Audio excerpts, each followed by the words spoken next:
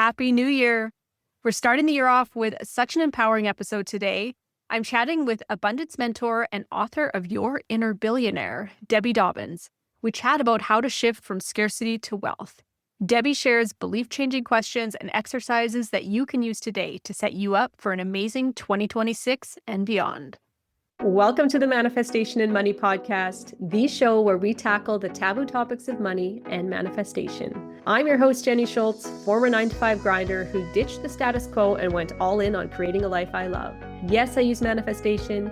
Yes, I took action. And yes, I created a 7-figure net worth before turning 40. Every week, I'll bring you inspiring stories with money mavens and manifestation masters. From learning how to make more, save more, and grow your wealth to unlocking the power of manifesting your dream life. I am so excited to play in this space with you. Let's jump into creating a life you love. Welcome to the Manifestation and Money Podcast, Debbie. Hey, I'm so excited. My two favorite words, manifestation and money. I know we're going to have an amazing conversation here, especially because you're a girl that has a book called Your Inner Billionaire. So introduce yourself to the guests and just share who you are and what your story is. Oh my goodness, I'm going to take up the whole 20 minutes. So I'm Debbie Dobbins, and I wrote a book called Your Inner Billionaire because it's based on the history of my life being an abundance teacher, but having some really amazing roadblocks along the way, dragons on your hero's journey, as I often call it. I've had a drug addiction, and I've had an IRS lien that was $500,000, and I've been diagnosed with cancer and thrived through that. And through it all, it's always been about the abundance, because abundance is an internal process. And as I said, I love the idea of manifestation and money because I've been teaching manifestation, the law of attraction, for that many years as well. And I always tell everybody, you don't just manifest something, you're manifesting every single day. The question is, do you want to direct that manifestation to see in your reality what you want to see? So I love talking about those topics because they're so important. Yeah, I love how you said that, to direct your intention of what you want. Because, yeah, it's so true. We're manifesting every second. We manifested this chat together. I have lots of people that apply to the show, and I'm like, that's not the person that I am trying to attract to talk to. So we connected because we are two girls that want to talk about the same things. I love how you said that, to direct our attention. Yeah. How did you connect with going through all that stuff that you went through? You know, I really believe that my life, I believe everybody's life is, they've come in with a process that they are living through. Somebody might want to come in and practice patience, or somebody might want to come in and practice abundance. We all come in with an intention.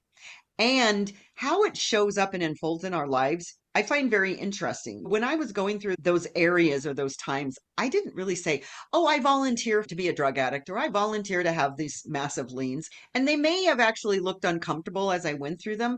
And yet they were the fodder, which I knew at some point it was going to unfold, that would allow other people to see that they can do that too. So I've had the health, and I've had the wealth, and I've had what I believe everybody in the world is addicted, because we're all addicted to something. Addiction is just taking yourself out and numbing yourself from being in your reality and your presence. I just got those opportunities, and that's what I look at them as, to go through those experiences. I believe to share that with other people, that there are no excuses. Wayne Dyer wrote a book called Excuses Be Gone. I love that, because that's what I teach, is let your excuses go. They're just stories. They keep us from having the beauty in the life that we desire. And what I've learned through all of those processes also is about a mind shift is not what drives us to get what we say we desire.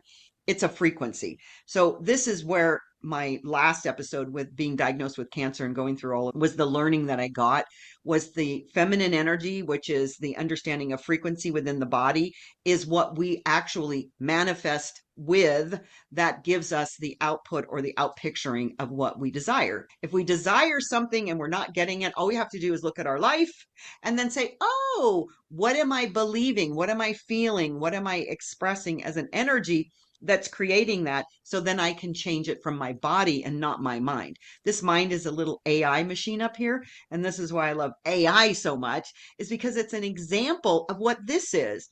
The body trains the AI, which is our mind, that just follows the program. We train it so we can untrain it or train it differently or write a new story. That's what my last 10 years has been really evolved into, is understanding that it's our frequency from our body that's generating everything that we see in our life. And that's an empowering lesson to learn, that you can train it. So often we think we've been dealt these cards and we just have to keep believing the story that has brought us here. But if we can train ourselves, how does somebody go from this lack place and train their frequency to adjust to abundance? That's really the foundation. And that's the question that I get the most often is, if I'm broke, how do I get out of that belief structure? Because it is just a story that we've told ourselves. And over these many, many years, I've studied neuro linguistic programming and neuroscience and body and somatic activities, because it's all connected to one another. The very first place that we start, and this is why I have 2 chapters in the book on gratitude. And people, as soon as they hear the word gratitude, I can hear them clicking off right as I'm speaking, because people have put the gratitude component in this box of, well, sure, I've heard that a million times, write a gratitude list. And that's not the gratitude I'm talking about. I say it's gratitude on the go. One chapter is about the science of gratitude in the book, and the other one is on the spirituality, because they're both the same. But I talk about it from the perspective that gratitude is the gateway to everything. I was broke and on food stamps when I was diagnosed with cancer. I had no money. I mean, it was just, the money just showed out of the ethers when that happened. However, it brought me to a place on my knees of being broke and on food stamps. And so I don't have this empathy, but not empathy, but a sorriness for people that are broke, because I've been there. I mean, it wasn't the first time, but this time it was pretty devastating. And it's when you get into gratitude about where you are in that moment that you begin to see the light. Because if we can't be grateful for where we are, as I had a abundance teacher years ago, Edwene Gaines, she says, if you can't give from where you are, no matter what it is, how do you expect God, universe, to say, we're going to give you a whole bunch more money so that you can't give that away? Because we have to start where we are. Giving and gratitude are the very first components. No matter how broke you are, you can give $1, you can give a penny, you can give something. So it's giving them from the circulation. But second of all, it's the gratitude. And when I would talk about gratitude on the go, it's living in gratitude. It isn't in the morning writing a gratitude list of 10 things. I'm grateful that I have a wine glass to put my water in, because anything tastes better in a wine glass. I'm grateful for the speaker, the microphone, that I can speak to you. I was thinking about this the other night. Every time I leave my kitchen, when I first moved into my house, there was only one light switch for the whole kitchen, and it would drive me crazy. I had the electrician come in after a very long time, and every time I push the button, I say a prayer of gratitude, because it makes my life easier. We don't realize how easy our lives are. And even when we're broke, we live in a very comfortable place, especially if we're in the northern hemispheres of the civilized world. And so it's so important to really be in gratitude all the time. It isn't okay, I'll be grateful when something happens. I'm grateful now for every single thing and experience in my life. And when I start taking it for granted, then I start seeing results that replicate that or mirror that back to me. Those are really the places that we begin when I start working with people. Then I do timeline therapy and neuro linguistic, all kinds of hypnosis. There's fun things to do to rewire the AI, but we have to begin with the feeling of gratitude. That is the simplest thing anybody can do starting right now. Yeah. And that, I can imagine, would be a trickier starting point if you were at rock bottom. But is it or isn't it? Because then maybe it's more obvious the things you are grateful for when there's only a couple things in front of you. Actually, that was my experience when I was that broke, is because it was easier. I thought, oh my gosh, I got this much. I have to take care of this and I'm done. And I can spend the rest of my time being in meditation. I was very meditative, very reflective. I was doing more holistic healing stuff besides the medical interventions.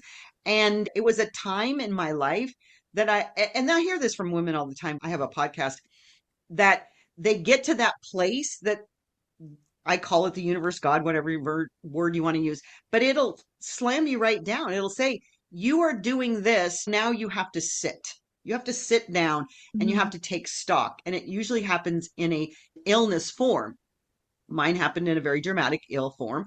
And it allowed me to sit down, not sit all the time, but literally sit down or lay down in a way that I had to be self-reflective about what was happening and be connected to myself and be in the present moment. This is one of the challenges that we have as a society, is that we're in this hustle mode, especially women, because we're in the hustle, hustle, hustle. We don't ever take that moment to be in the present moment. And that is the most important moment that we have. And when we can become aware and conscious, that's when manifestation starts to look the way we feel that we want it to be, not the way that we are doing it on autopilot. Interesting. And for you, like connecting with meditation, I know you also have an exercise called future journaling. Is that something that you connected with when you were in that space too? I've been doing future journaling for almost 30 years. It is one of the most powerful things. I call it future journaling. It's just a word that I made up. And yet it is, you can do it. I do it on, people can just talk on your cell phone. There's nobody on here, but it, it imitates us speaking to a friend. I say sometimes do it with a phone because you're using your voice. There's a resonance with our sound and our vibration that way. But I've also done it for the most part in my life just by journaling. And it is journaling the experience or talking out loud the experience as if you're speaking to a friend in your future. Something like, I'm talking to somebody. Oh my gosh, I just landed this experience in Italy that this company is paying me $10,000 to fly there first class. And then once I get there, it's $100,000. I'm going to speak to these women and I'm leaving tomorrow. How exciting. Do you want to go with me? So that's in a present tense moment, or I could do it from the reflection of having already been in that speaking experience. I think it's just so fascinating as a hypnotherapist that our minds and our bodies don't know the difference between what we tell it and what's reality. But we have to do it in present moment. Language is one of the most important things that we don't pay attention to. And I have a whole chapter in the book on that as well. I will do something is nowhere near the power of I am. When we claim I am, that's a declaration that that's who I am. When we say I'm sad, we're right. I say I'm tired, I'm right. I'm powerful, I'm right.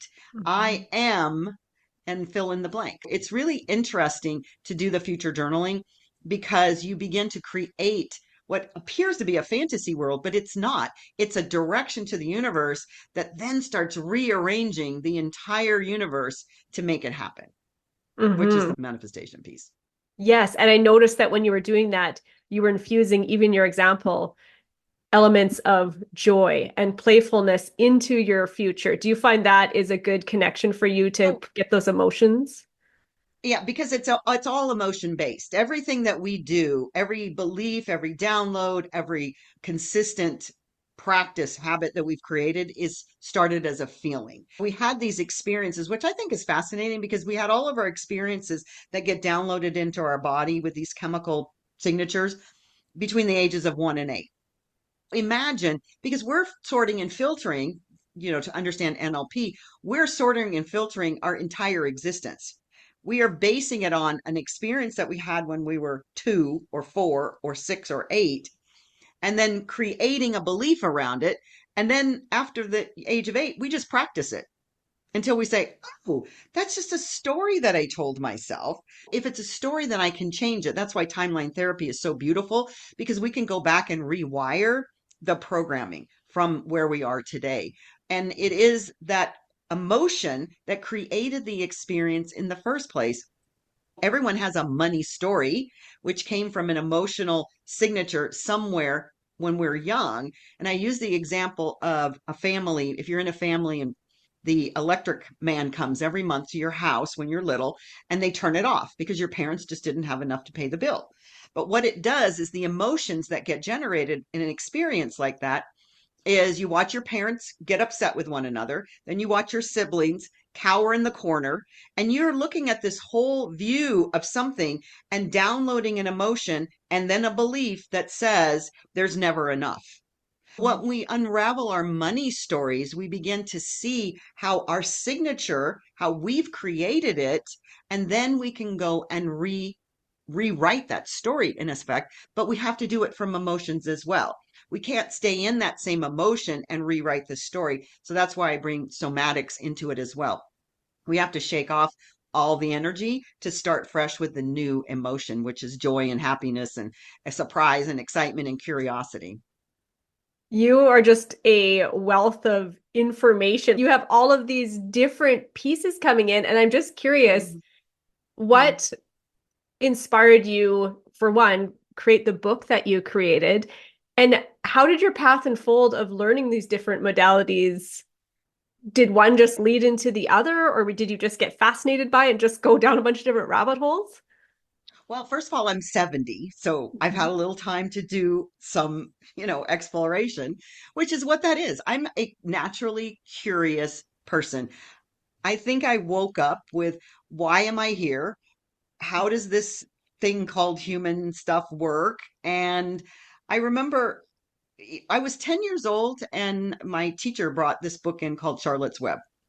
And I was just fascinated by the idea of a web that I could tell. I knew the wheels were already spinning as a young girl, that there was something bigger that was connected. And I don't know, that's just an intuitive download.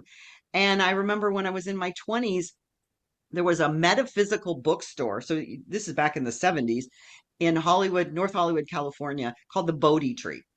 And it opened my eyes in a way that to this day is just continue to stimulate that curiosity, because it was a world of not linear that I had experienced as a child. We went to a Presbyterian church, and this is how we learned that Christianity worked. And I question everything. I have been questioning everything since as long as far back as I can remember. And so it's just been an exploration.